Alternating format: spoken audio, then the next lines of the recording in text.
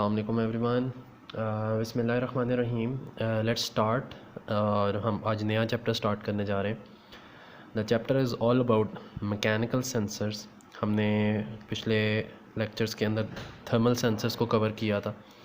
So it's going to be a new category of sensors, a class of sensors that deal specifically with the mechanical motions जो कि हमें industry में चाहिए होते हैं, उनको किस तरीके से मेजर करते हैं, linearities in signal conditioners, non-linearities and other stuff that is associated with it. So the chapter is, it is chapter 5, mechanical sensors.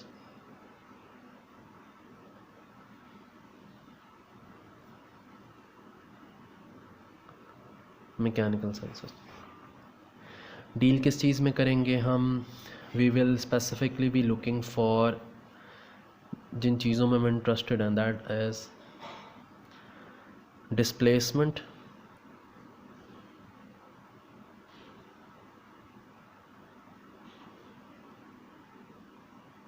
Position,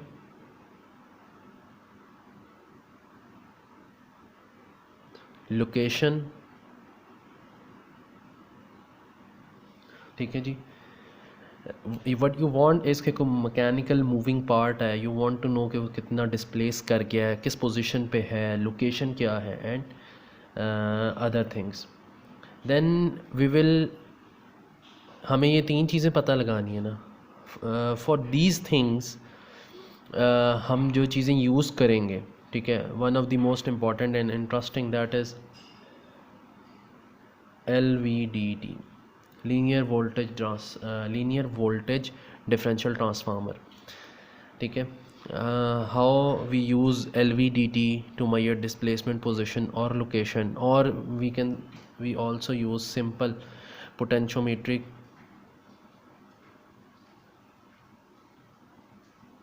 sensors. Then we're gonna look into, based upon the displacement and position and stuff, then we will be looking for stress, strain, ठीक है जी, then weight cells and other sensors, just to start with, because इन्हीं चीज़ों को mechanical motion को use करते हुए you will try to make pressure sensor, flow sensor, weight sensor, hand grip sensor, बहुत सारी चीज़ें इनसे बन सकती हैं। ठीक है, so the principle will remain the same कि इससे पहले भी हम कुछ मटेरियल्स, कुछ मेटल्स की प्रॉपर्टीज़ को एक्सप्लॉइट करते थे और अपने काम का सेंसर बना लेते थे। अभी भी it's a same thing, we're gonna exploit some properties of sensor, of some materials and stuff, and we're gonna figure out कि किस तरीके से हमारे काम का सेंसर बन सकता है। Okay, let's start with these के डिस्प्लेसमेंट,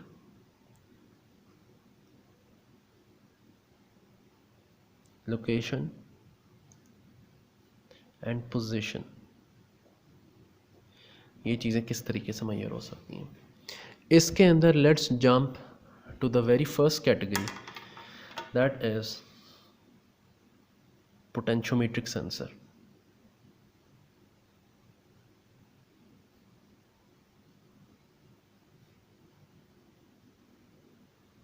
पोटेंशियोमेट्रिक सेंसर, नाम से ही साफ पता लग रहा है, it is a sensor that has potentiometric effect, और एक पोटेंशियोमीटर है जिसको हम यूज़ करते हुए डिस्प्लेसमेंट, लोकेशन या पोजीशन फाइंड करेंगे। ओके जी, ये पोटेंशियोमेट्रिक सेंसर है किस टाइप का, लेट्स सी। चीज़ तो हमारे लिए वही है कि हमने डिस्प्लेसमेंट मेजर करनी है। Let's see, I have a rheostat,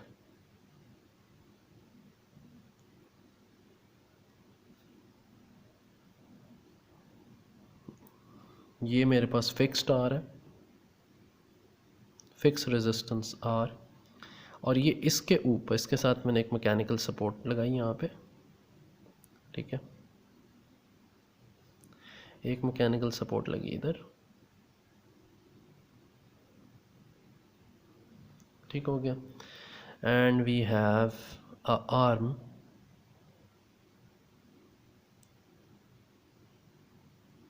attached to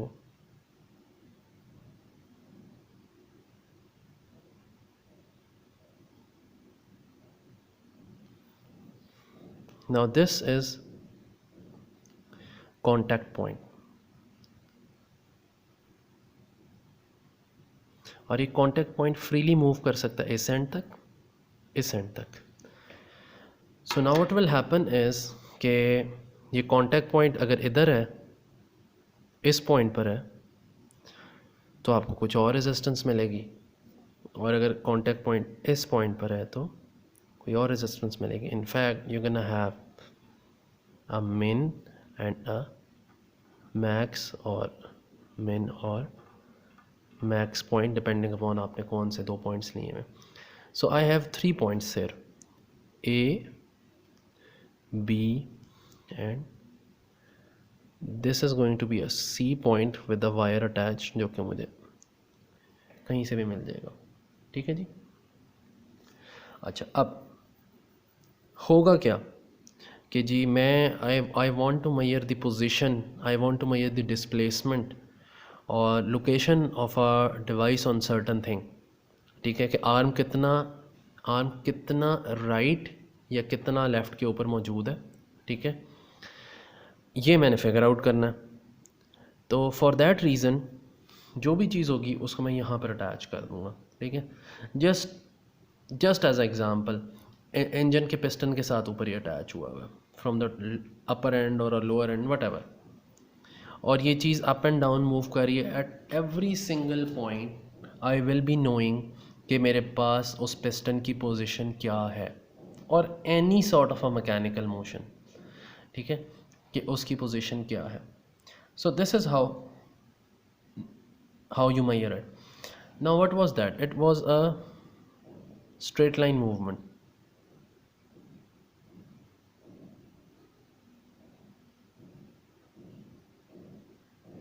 It was a straight line motion. इसी तरीके से पोटेंशियोमीटर्स हम लोग जो लैब में भी बहुत कॉमनली देखते हैं, वी हैव दीज राउंड पोटेंशियोमीटर्स.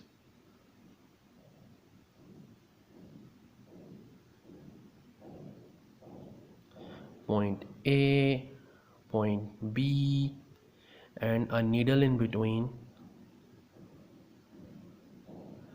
जिसे हम point C कहते हैं.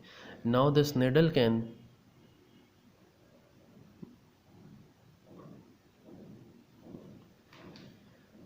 rotate between point A and B, and as far as the rotational motion is concerned मुझे पता लग जाता है कितना है. और and these things comes in variety of different options, multi turn, multi trim. ठीक है, 360, 720 डिग्रीज, वट एवर, ये बहुत सारी ऑप्शंस में आपको मिलते हैं.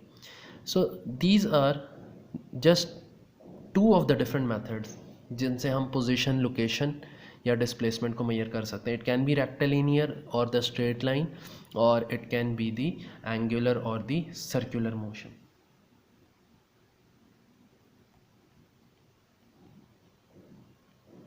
ओके जी, let's jump to the first example. पहली एग्जांपल क्या कहता है आपकी किताब वाला? It is example number 1. It says a potentiometric displacement sensor is to be used to measure a workpiece motion from 0 to 10 centimeter. It's a 0 to 10 centimeter workpiece जिसके ऊपर motion आ रहा है. The resistance changes linearly over the range of 0 to 1K, 0 to 1K ohm. Develop a signal conditioning to provide a linear 0 to 10 volt output. Displacement,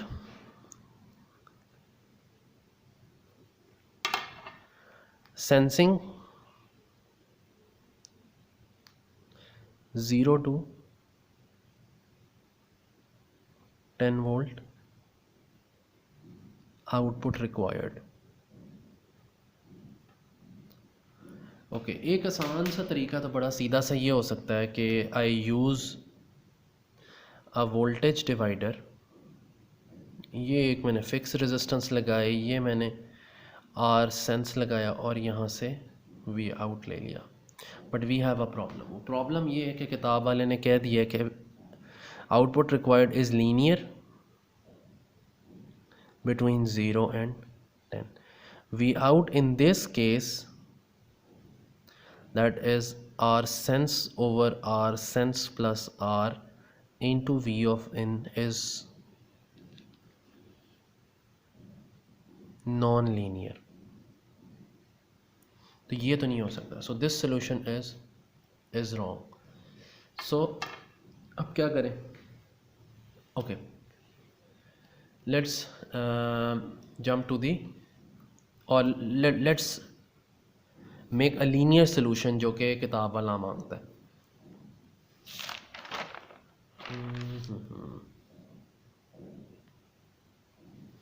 Okay, this is our page 2. बीच में मेरे पास और page निकल आए थे. Okay जी, page 2. अच्छा, अब now we know we have one device that is a op amp.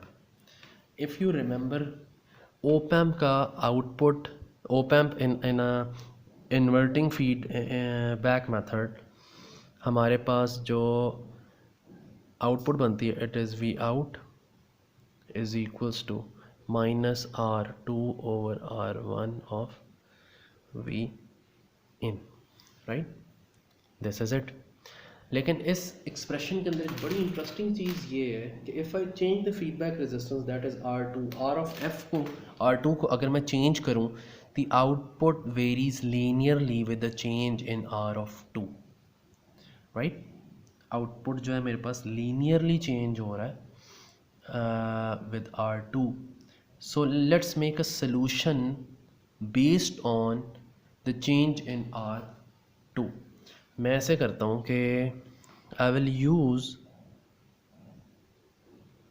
2 resistors, standard method.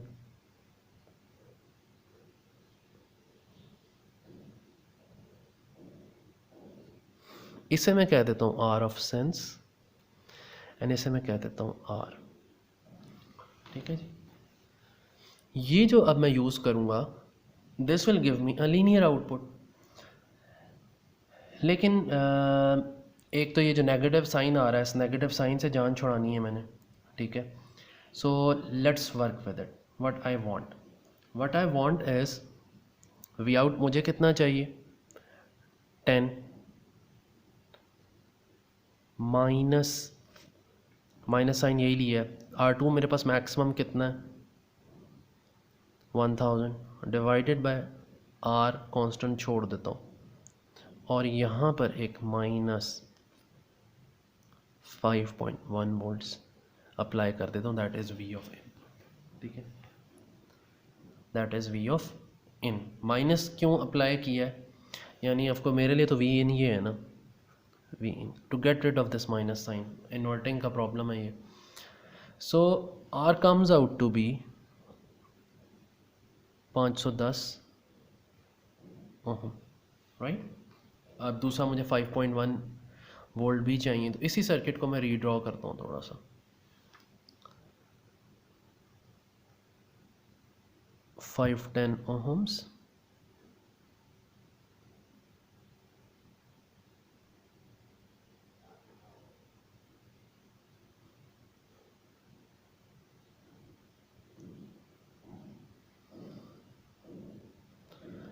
R sense. ठीक है जी. नाउ इस पॉइंट पे मुझे कितनी वोल्टेज चाहिए, 5.1 वोल्ट. 5.1 वोल्ट का जीनर लगाता हूँ यहाँ पे.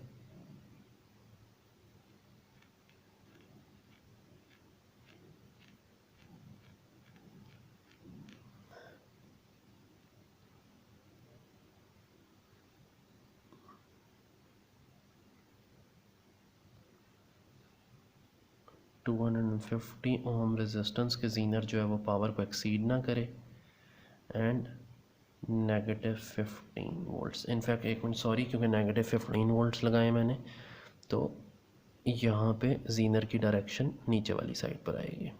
It's negative voltage. ठीक है, अगर पॉजिटिव होती तो इसी तरह लगाता जीनर, अभी ऑल नो कि Zener operates in reverse voltage,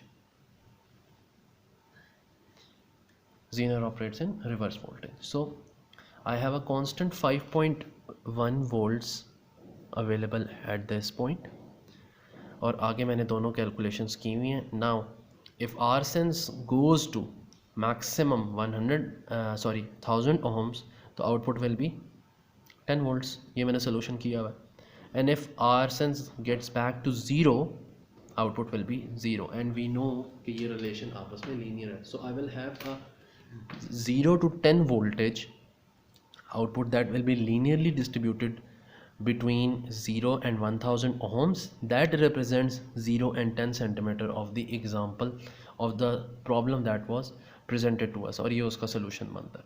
ठीक है जी. So it's kind of a small example for the potentiometric based resistive potentiometric based sensors. ठीक है जी. We can draw a line here and that's it.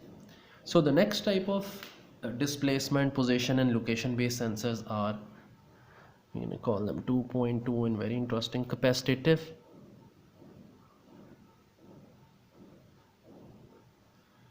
and inductive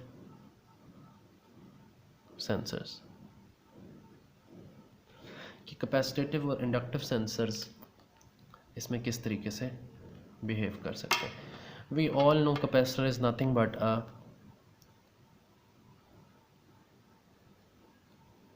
to metals जो कि आपस में एक spacing के ऊपर मौजूद है. ठीक है जी. सो आई हैव टू मेटल्स, एक वायर ये आ रही है, एक वायर ये आ रही है, और इसके ऊपर आई कैन मेजर कैपेसिटेंस. ठीक है जी. This is the separation D between the sensors, between the plates. ठीक हो गया जी. और यही इसका कोर प्रिंसिपल है. अभी देखते हैं इसको कि ये चलता कैसे. We all know capacitance at any given time between two metallic plates is K epsilon naught A by D. Dielectric constant K, epsilon naught permittivity, A is the area common to the plates and D is the plate separation. Area common to the plates, ये जो area common आ रहा है, take another group. ठीक है. This is A. Dielectric बीच में कोई place नहीं किया हुआ हमने, डिस्टेंस आ गया. K is the dielectric constant and permittivity. अभी now how can I use this thing और this capacitative affect to measure the position और द लोकेशन और वट एवर. इस फॉर्मूले को देखते हुए साफ नज़र आता है कि what I can do is I can change D. अगर मैं प्लेट्स के दरमियान का डिस्टेंस चेंज करूँ तो मेरे पास कैपेसिटेंस चेंज होती है. इफ़ आई चेंज ए तब भी कैपेसिटेंस चेंज होती है. के एंड एप्सिलॉन जो है मेरे हाथ में नहीं है. सो इन दो चीज़ों को देखते हुए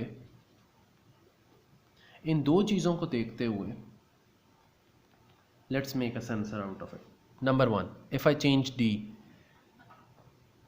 ये एक कैपेसिटर की प्लेट है, दिस इज फिक्स्ड, और दूसरी कैपेसिटर की प्लेट ये विच इज़ वेरिएबल. जो भी मोशन मैंने करना है, जो भी मैंने मूवमेंट करनी है, वो मैं इसके साथ अटैच कर देता हूँ. It can go from here to here. इतना ये चेंज कर सकता है, which will result in what, this delta D. The change in distance between the plates of the capacitance will result in the change in capacitance. अब वो capacitance के अंदर change आएगा, और वो change जो है उसके अंदर मैं इंटरेस्टेड हूँ. वो चेंज मैं मेजर कर लेता हूँ, and by looking at the formula again you will notice it's a linear thing. It's a linear thing. The change in capacitance with the change in the distance will be linear in nature, considering some other options also. ठीक है, it will be linear in nature. Second option was कि इन plates को इस तरह move करने के बजाय इसमें से एक प्लेट को why not move them like this. So the new formation will be, मैंने ये वाली प्लेट उठा कर ऊपर ले गया. So I have this amount of delta A. मैंने डेल्टा ए का वर्ड क्यों यूज़ किया है? What was this A? Area common to the plates. Now the area common to the plates is just this.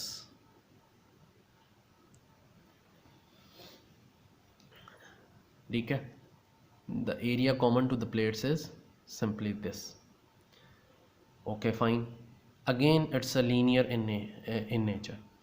नज़र आ रहा है कि if I change A the capacitance will change linearly. किताब वाले ने नहीं यहाँ पे मेंशन किया हुआ. There are other methods also. Let me show you. Okay, this is our page 3. अच्छा, अब मैं कैपेसिटर की दो प्लेट्स ली मैंने. आई am gonna make them fix. Capacitor की दोनों plates fixed and fixed. What I will do is I will introduce a dielectric between them. और इस डाइलेक्ट्रिक को मैं एक रॉड के साथ अटैच कर देता हूँ इस तरह.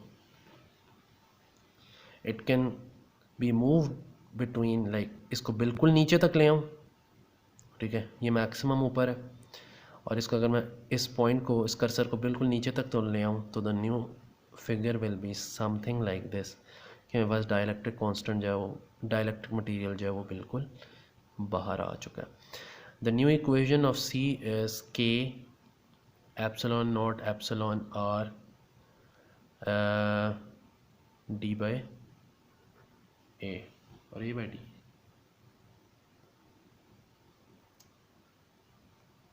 ए बाय डी.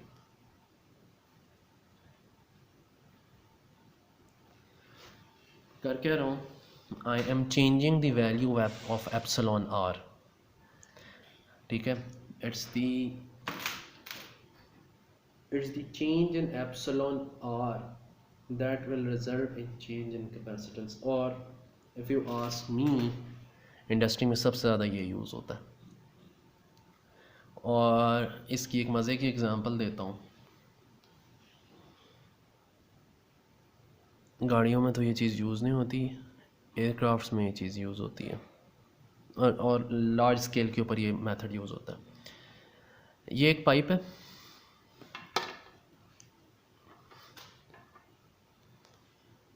ये इसके अंदर दूसरा पाइप है. दोनों आपस में टच नहीं कर रहे, तो it's a capacitor, right? Sorry,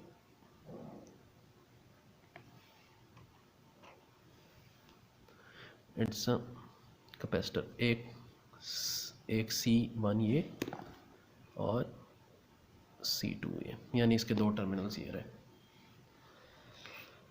what you do is, ये फ्यूल मैयर करने के काम आता है कि टैंक्स के अंदर फ्यूल कितना मौजूद है. All you have to do is कि जो भी लिक्विड होना चाहिए वो नॉन कंडक्टिव इन नेचर होना चाहिए. लिक्विड आपका इंसुलेटर होना चाहिए, काम करेगा. और इसी तरीके से काम होता है. जैसे जैसे फ्यूल लेवल इसके अंदर इंक्रीज़ करता जाता है, लेवल अब इधर है, फिर इधर है, फिर इधर है, फिर इधर है, epsilon R changes. The change in epsilon R results in the change in capacitance. And the change in capacitance is again linear in nature because of the change in epsilon r. epsilon r Aahista Aahista बढ़ता जा रहा है और वो change in capacitance को आप measure करते हो. So for that reason you actually have C to V और C to F और C to I converters. That is capacitance to voltage, capacitance to frequency and capacitance to current. Because capacitance directly measurable चीज़ नहीं है ना. मतलब आपने micro controller से किसी चीज़ से measure करना है तो आप या capacitance to voltage लाते हो या frequency लाते हो या current लाते हो, so that मैं उसको माइक्रो कंट्रोलर के साथ effectively measure कर सकूँ. ठीक है, so this is how this thing operates. Capacitive options मेरे पास यही हैं. ठीक हो गया जी.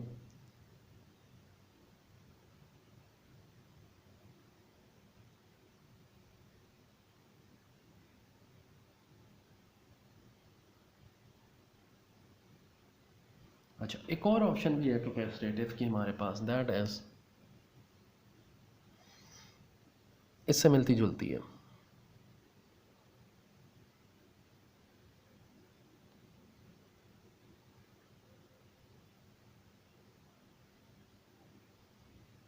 ये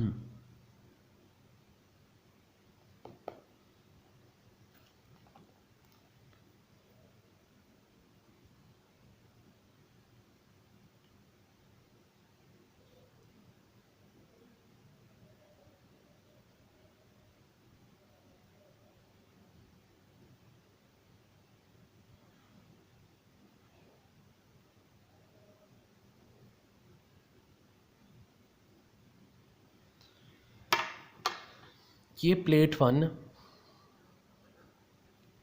और ये मेरे पास प्लेट 2, ठीक है जी। ये दो मेरे पास कैपेसिटेटिव प्लेट्स हैं। कीपिंग इन माइंड आपस में इस तरह मेटल टू मेटल टच नहीं हो रहा, लेकिन एक दूसरे के साथ ओवरलैप में आ रहे हैं, ठीक है। तो again the formula remains the same and everything remains the same. C is equals to 2 pi, क्योंकि सर्कुलर आ गया, मैं इसको एरिया कन्वॉल्व कर रहा हूँ, 2 पाई R के epsilon naught H by D। Overlapping area है ऊपर, एप्सिलॉन नॉट और के अपनी जगह पे, 2 पाई R H जो है ओवरलैपिंग एरिया देगा आपको, डिवाइडेड बाय D। सो इसको अब मैं डिस्प्लेस करा लेता हूँ ऊपर और नीचे। what you will be doing is you will be changing delta H.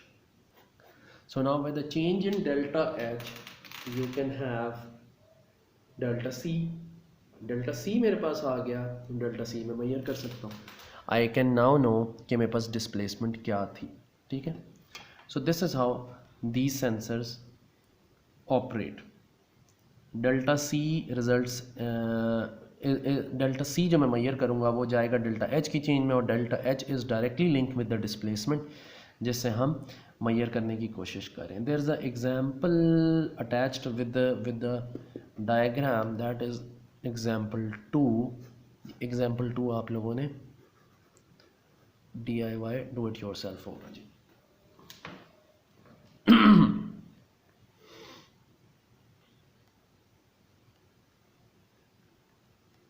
Next category पे जंप करते हैं, and the next category is section 2.3 variable reluctance sensor. Variable reluctance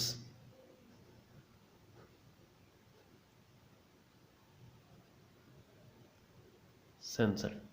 now what is a variable reluctance sensor? It's very easy. देखो हमने, हमारे पास जो options है ना मेजरमेंट की, वो हमारे पास यही हैं, R, L and C। Resistive देख लिया, पोटेंशियोमीट्रिक कैपेसिटेटिव देख लिया, किसी तरीके से कैपेसिटर बना के उसकी कैपेसिटेंस को चेंज करा लें, 12 work. Now it comes the part of the inductor, reluctance side, ठीक है जी। It is simply a piece of coil, you know, ठीक है। I'm gonna put a piece of metal in between, ठीक है जी। और उस पीस को बीच में डालने से अब मैं ये वाला अगर मोशन इसके साथ करता हूँ, the change because of the mutual inductance and stuff, the inductance value of this inductor will change, and that change in inductance value is what we are interested in. वो इंडक्टेंस मेरे पास change होगी तो I can measure it, and it remains, the thing remains the same, ठीक है। Inductance L to V और L to F और L to I converter चाहिए होता है। Most of the time what you will get is L to F converter, और यहाँ पे मैंने ऊपर ही बात की थी C टू F कन्वर्टर, ठीक है, क्योंकि ये रिलायबल होते हैं। इनको आप कैपेसिटर और इंडक्टर को आप ऑसिलेटर के अंदर कोई सा भी वीन ब्रिज ऑसिलेटर या कोई सा भी ऑसिलेटर उठा लो, देयर आर हंड्रेड्स, ठीक है। रेजर्वॉयर टैंक ले लो, कोई सा ऑसिलेटिंग टैंक ले लो, उसके अंदर कैपेसिटर और इंडक्टर को प्लेस कर दें। इफ़ दे चेंज इंडक्टेंस, उस टैंक की ऑसिलेटिंग फ्रीक्वेंसी चेंज होती है। That oscillating frequency is what you are interested in. Frequency change हुई आपने मेजर करनी, और वो आपको पता लग जाता है देयर वाज सम मोशन और some movement was involved in it. इसी को वेरिएबल रिलक्टेंस सेंसर को when you use in a very specific manner, ठीक है, you call it a LVDT, linear variable differential transformer, a LVDT, ठीक है जी, LV D T, linear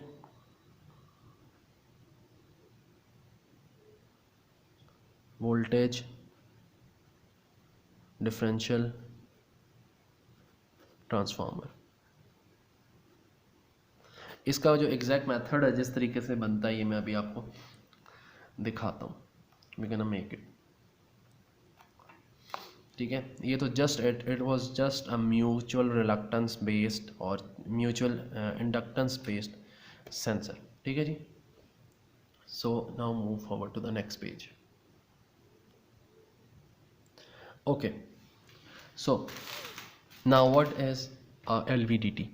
LVDT exactly किस तरीके से बनता है, we are interested in this, और हम उसको लीनियर डिफरेंशियल वोल्टेज ट्रांसफार्मर या लीनियर वोल्टेज डिफरेंशियल ट्रांसफार्मर क्यों कहते हैं। इट इज़, ये एक लंबा सा में बस एक कोर है, उस कोर के ऊपर I'm gonna wound the coil। अब इसको तो और से देखना, मैं ये यहाँ से मैं लाया हूँ नीचे, ठीक है, और मैं इसको लेकर गया हूँ अब दूसरी साइड पर, and I am gonna rewound it now.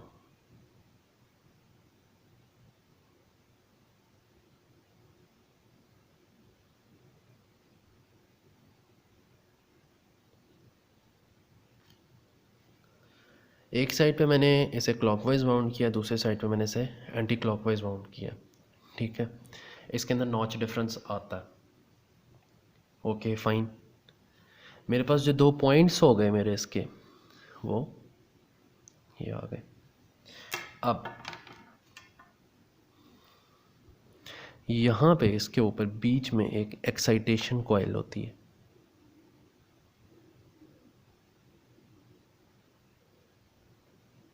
Primary coil.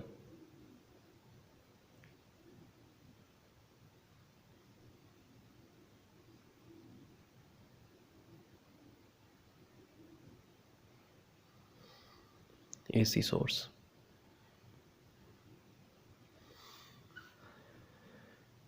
Primary coil, secondary coil, 2 हो गए।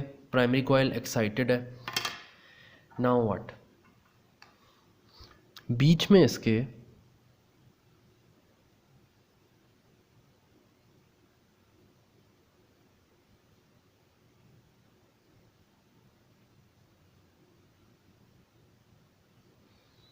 You have a movable permeable core. इसको मैंने इस आर्म के साथ निकाल के इधर ले आया हूँ।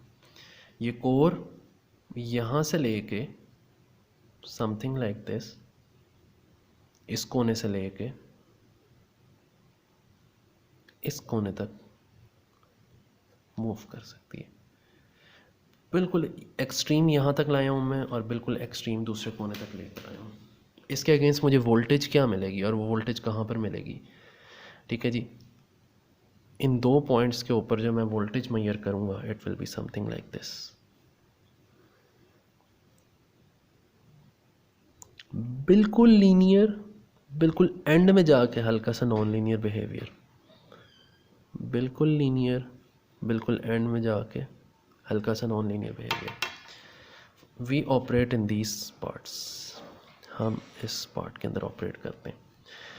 ये नीचे एक्सेस क्या है, डिस्प्लेसमेंट,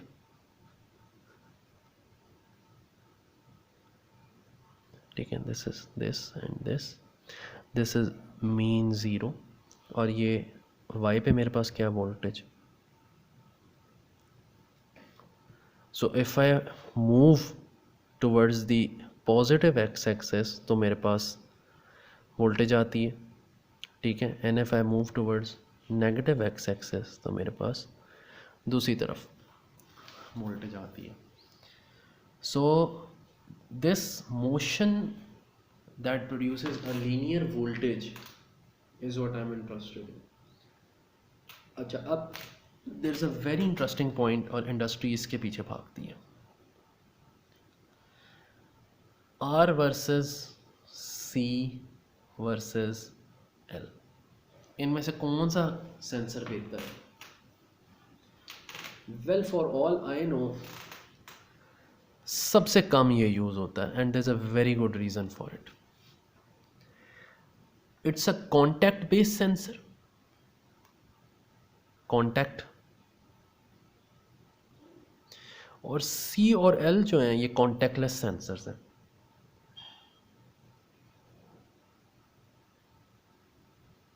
प्रॉब्लम क्या है? पोटेंशियोमीट्रिक के केस में मोशन हो रहा है, मूवमेंट हो रही है, वो जो कॉन्टैक्ट पॉइंट है, it has a physical connection with the coil.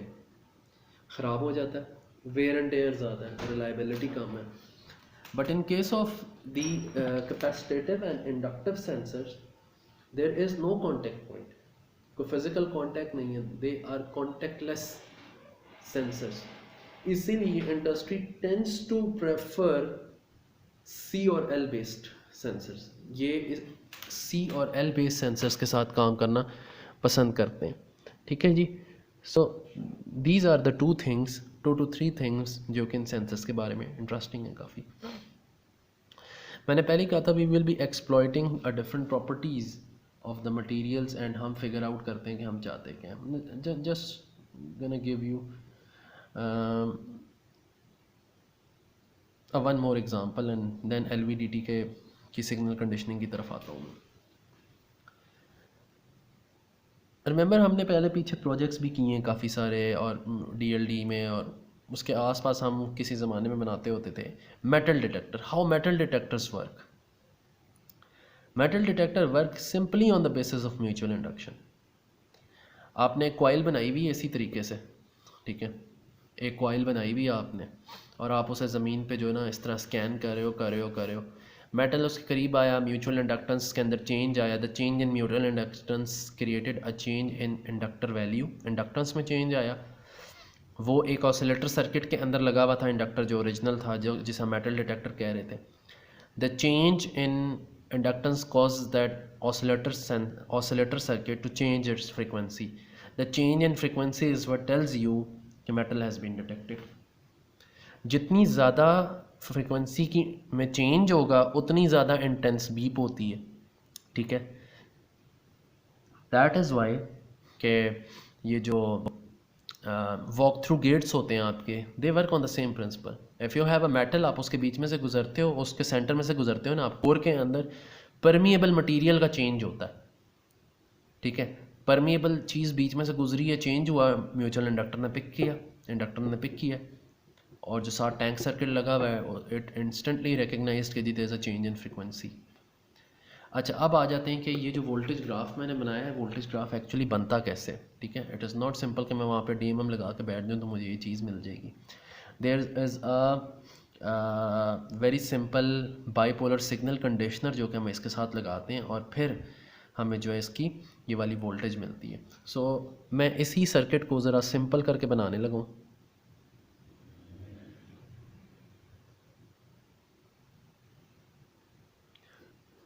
AC source, ये बीच में परमिएबल कोर आ गई है जी, जो कि मूव अप एंड डाउन कर सकती है. ये आ गया जी कॉइल नंबर 1. अच्छा जी, कॉइल नंबर 1 नीचे गया, यहाँ से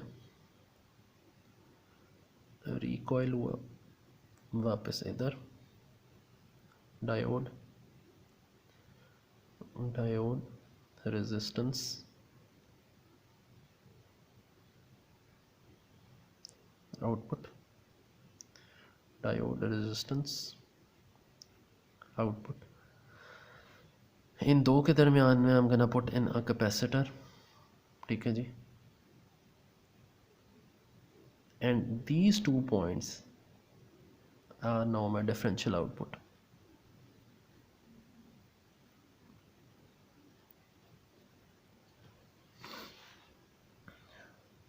ठीक है जी.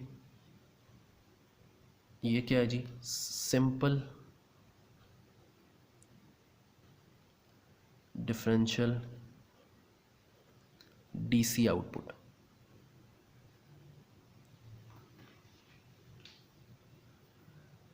वरना एक और काम भी हो सकता है इसके साथ, और वो डिटेक्शन वाला काम है.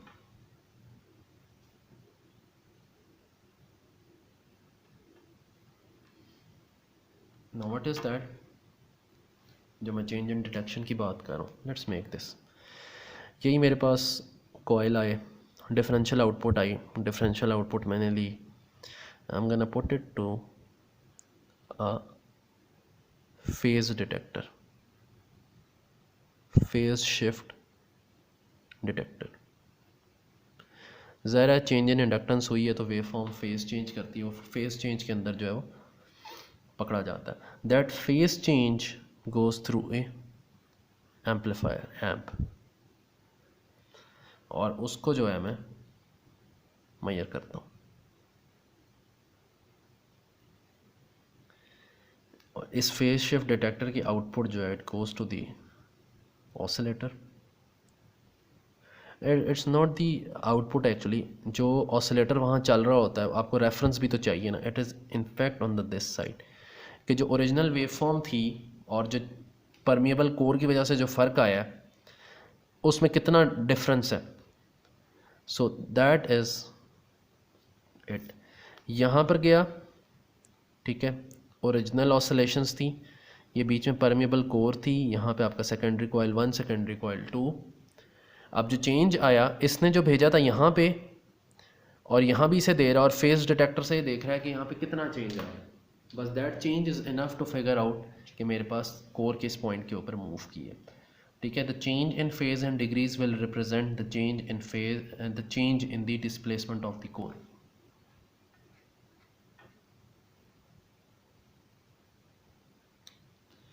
ठीक है जी, आगे चलते हैं। अच्छा, so the next section is section 2.4 and it is for level sensors. हम इन्हीं मोशंस को और इन्हीं सारी की सारी चीज़ों को यूज़ करेंगे जो अभी हमने किया है, एंड हम उन बेसिक चीज़ों को यूज़ करते हुए ना लेवल सेंसर बनाने लगे। लेवल सेंसर को बनाने से पहले ना इनको दो कैटेगरीज़ के अंदर डिवाइड कर लेते हैं, mechanical and electrical. Level sensor क्या चीज़ है जी? लिक्विड का, किसी सॉलिड का, किसी चीज़ का, किसी टैंक में, किसी रेजरवायर में क्या लेवल है, उस चीज़ के अंदर हम इंटरेस्टेड हैं और वो हमने पता लगाना है। इंडस्ट्रियल प्रोसेसेस के अंदर इनकी काफ़ी ज़्यादा ज़रूरत होती है। क्यों जी? किसी केमिकल टैंक में कितना केमिकल रह गया, किसी फ्यूल टैंक में कितना फ्यूल रह गया, किसी गंदम के स्टोरेज टैंक के अंदर कितनी गंदम रह गई है। So there are 100 of different things जिसके अंदर आप इंटरेस्टेड होते हो। So let's start with the mechanical sensors first, ठीक है। हाँ, मैकेनिकल सेंसर्स फर्स्ट। मैं एक ही डायग्राम बनाऊंगा और आई एम गोना ओवरलैप इट। ये मेरे पास एक टैंक है और ये इसके अंदर लिक्विड है। I can have a float based sensor here, लेकिन ये फ्लोट तो बॉल इस तरह मूव कर रही है ना। ये जो पिन जॉइंट है यहाँ पे, द जॉइंट, ये जो कि इसके अंदर आ रहा है इस तरह, ए लाइक राइट हेयर, थोड़ा सा आगे पीछे हो गया। ये जो पिन जॉइंट है यहाँ पे, इस जॉइंट के साथ I have attached a potentiometer घूमने वाला। इट कैन रोटेट इन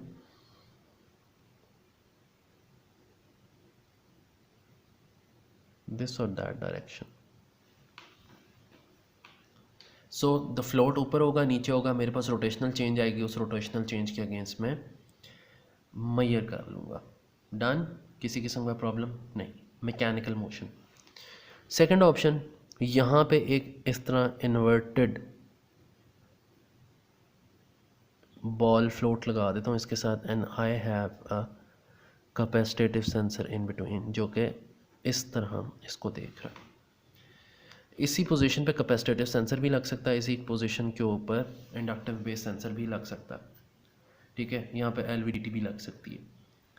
तो it's an open type of a thing जिसके अंदर ये काम हो सकते हैं। कैपेसिटेटिव की एक बड़ी इंटरेस्टिंग एग्जांपल जो कि मैं पहले लिक्विड वाली आप लोगों के साथ शेयर कर चुका हूँ, कि जो लिक्विड सेंसर होता है वो पूरा इसके अंदर इस तरह डिप होता है। आउटर पाइप,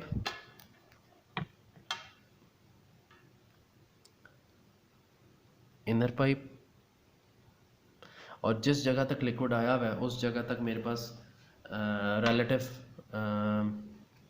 परमिटिविटी जो है, ठीक है, एप्सिलॉन आर जो है, एप्सिलॉन आर चेंज हो रहा है और वो एप्सिलॉन आर जो है मैं माइयर कर रहा हूँ। देयर आर अनदर ऑप्शंस, और वो जो हैं वो प्योरली इलेक्ट्रिकल के डोमेन में जाते हैं। I have this tank, okay, I have this tank, और इस टैंक पे I have a TX-RX pair installed. क्या है जी, एक मैंने एक अल्ट्रासोनिक सोनार अटैच किया हुआ है, और ये ज़्यादातर सॉलिड्स के लिए यूज़ होता है। इसने ट्रांसमिट किया, इसने रिसीव किया। The distance between the receive and transmit will tell you कि मेरे पास लेवल कितना है। अच्छा, ये काम अंडर लेवल लिक्विड के लिए भी होता है। If it was a liquid, मैं यहाँ पे एक TX-RX pair, this is T, this is R, again the same thing, और इस तरीके से भी ये चीज़ ऑपरेट करती है। ओके, इस तरीके से ये ऑपरेट होता है, ठीक है। Let's move forward.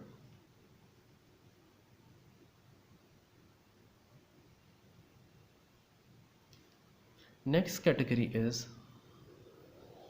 Strain sensors.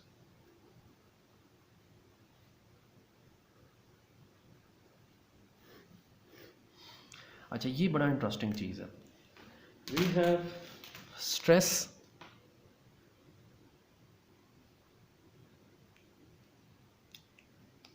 And strain. अच्छा, ये दो चीज़ें हैं, इसके अंदर we have to be very careful and we have to understand this thing. Stress वो चीज़ है जो मैं फोर्स अप्लाई करता हूँ, और इस फोर्स को अप्लाई करने से स्ट्रेस जो प्रोड्यूस होती है उसका जो रिजल्ट है दैट इज स्ट्रेन। जो डिफॉर्मेशन है दैट इज स्ट्रेन। कोई मेटल का पीस है, उस पर फोर्स अप्लाई की, that metal piece goes into stress. उस स्ट्रेस की वजह से क्या हुआ, वो मेटल का पीस खींच के थोड़ा सा लंबा हो गया, दब गया, टूट गया, what happens, that is strain, ठीक है। सो the effects of applied force is referred to as stress and the resulting deformation as a strain. मैं रिपीट करता हूँ। The effect of applied force is referred to as stress and the resulting deformation as strain. So इसकी कुछ categories के अंदर हम चले जाते हैं. Let's jump right into it. That is tensile stress strain. Meaning I have a piece of rod, एक metal की रॉड है, इसको मैं दो तरह से फोर्स अप्लाई करने लगा, इधर से और इधर से, एंड सेकेंडली इस रॉड को मैं खींचने लगा, ठीक है। What is this, pull, and this one arrows इधर ही लगा देते हैं, push.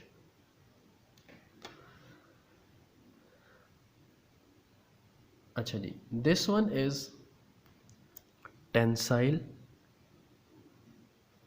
Stress strain and this one is, नहीं गलत लिख दिया मैंने,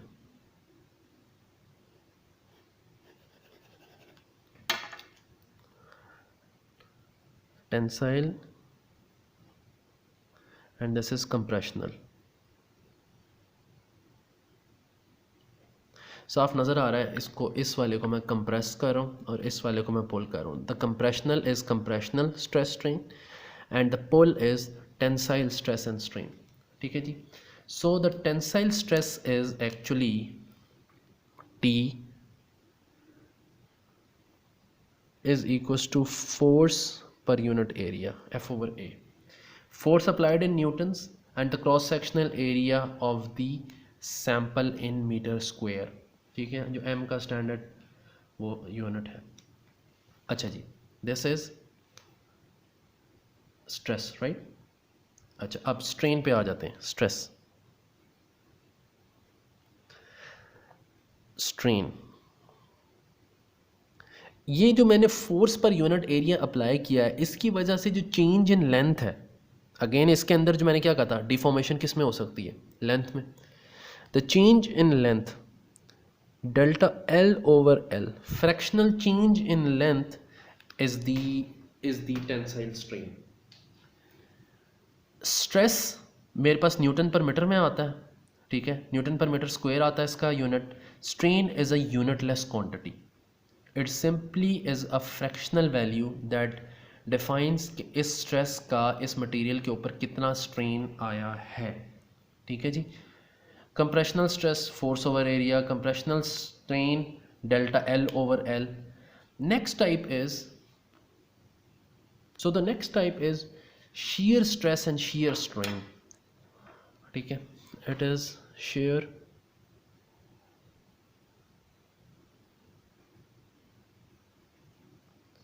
stress strain.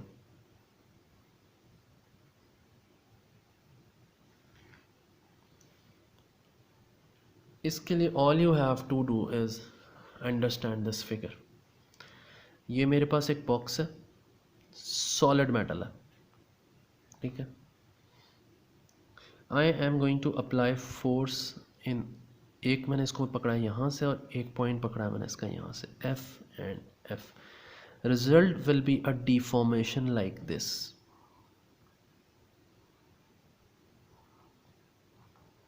ये टेढ़ा हो गया. shear stress and shear strain. Now this deformation original से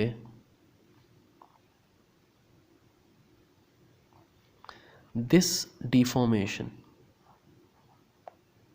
delta x is what we are interested in.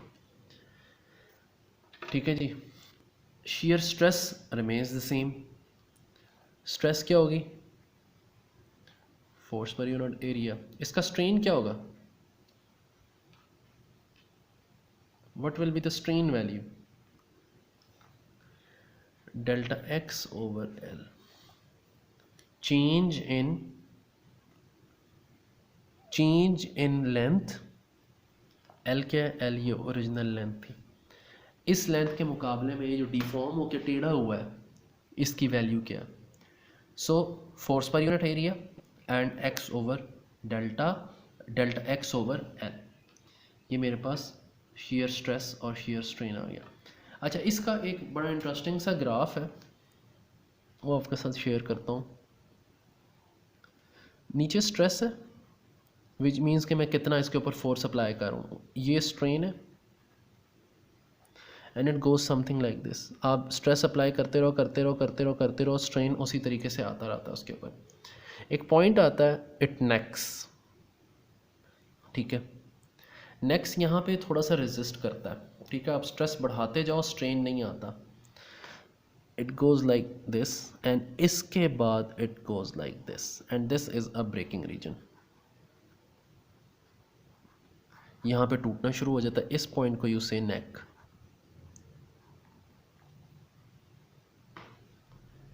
यहाँ पे आप स्ट्रेस बढ़ा रहे हो और उसके रिजल्ट में यहाँ पे जो स्ट्रेन आ रहा है, स्ट्रेन क्या, डिफॉर्मेशन हो रही है. अभी हम रॉड की बात कर रहे थे, इसके केस में क्या होगा, जो ओरिजिनल रॉड थी आप उसको खींच रहे हो या प्रेस कर रहे हो, तो वो अगर लेट से प्रेस कर रहे हो, क्योंकि मैंने प्रेस का एक्सपेरिमेंट ख़ुद भी किया हुआ, मैंने करके देखा था. एक जिग बनाई थी हमने, डिज़ाइन की थी, जिस पे कुछ एलॉयज़, कुछ मटेरियल्स को जो है हमने उनका स्ट्रेस वर्सेस स्ट्रेन चेक करना था, मटेरियल टेस्टिंग थी. तो we use the compressional stress. ठीक है, कंप्रेशनल स्ट्रेस हमने उसके ऊपर दिया. इसी तरीके से लीनियर रीजन में से गुजरते हुए नेकिंग आती है, बिल्कुल नेकिंग के पास जाके रेजिस्ट करना शुरू कर देता है and then all of the sudden it breaks. ठीक है, उसके बाद ये बिल्कुल रेजिस्ट नहीं करता. इनफैक्ट ये बिल्कुल यहाँ पे ये चीज़ इस तरह नीचे आ जाती है, because once it is something like this कि ये फोर्स बिल्कुल कम होनी शुरू हो जाती है, आपको फोर्स लगाने की ज़रूरत ही नहीं होती और वो चीज़ ऑलरेडी टूट चुकी हुई होती है। ठीक है, अब मैं स्ट्रेस स्ट्रेन कर्व को अगर किसी तरीके से मेंशन करूं तो वो क्या होगा। We have this thing that is called modulus of elasticity. Modulus of elasticity is tendency of the material. ठीक है, कि मटेरियल के अंदर कितनी ज़्यादा टेंडेंसी है रेजिस्ट करने की। अच्छा, यहाँ पे एक और चीज़, this region is the elastic reason.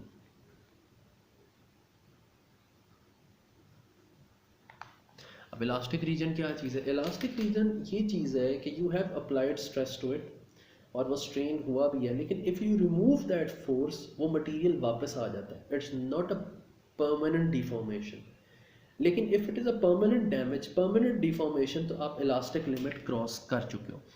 And the ability of a material with and that region, the slope of that area, the elastic region, इसको डिफाइन करने के लिए you have modulus of elasticity, कि कितनी इलास्टिसिटी है इसके अंदर, कितना रेजिस्ट कर सकता है ये। सो E is actually stress over strain, that is F by A delta L by L, and E is what? E, you call it modulus of elasticity. The modulus of elasticity has a unit of stress, that is Newton per meter square, and in the same method the shear modulus is defined as M. shear modulus जो है, ये तो मैंने delta L over L लिया है ना, that is stress over strain, that is equals to force per unit area remains the same, that is delta X over L. ये मेरे पास shear stress strain का मॉडुलस आ गया, shear modulus। ठीक है जी, where delta X is defined as the change in the length of the material। इसके साथ एक अदद एग्जाम्पल अटैच है, दैट इज़ एग्जाम्पल 5 EX5। ये आप लोग करेंगे और इस चैप्टर के साथ लगा के मुझे भेजेंगे। ठीक है जी, heads up, in the coming interactive session Saturday मैं अभी अनाउंस कर देता हूँ, उसके ऊपर ग्रुप के ऊपर we gonna have a quiz, we gonna have a short quiz and I will grade this quiz, because मैंने आपको पहले भी बताया था मुझे 7 से